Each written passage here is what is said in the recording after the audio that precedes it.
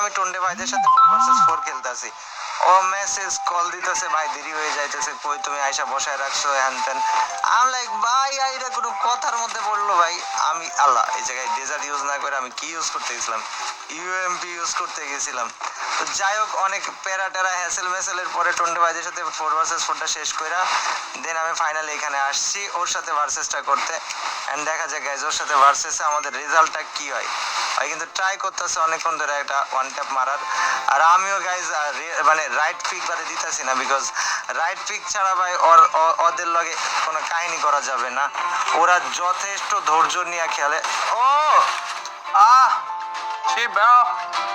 गंदा मार रहा है। ওরা যথেষ্ট ধৈর্য নিয়ে খেলেন। At the same time guys আমিও যথেষ্ট সিরিয়াস ভাবে আজকে মারতে চাই।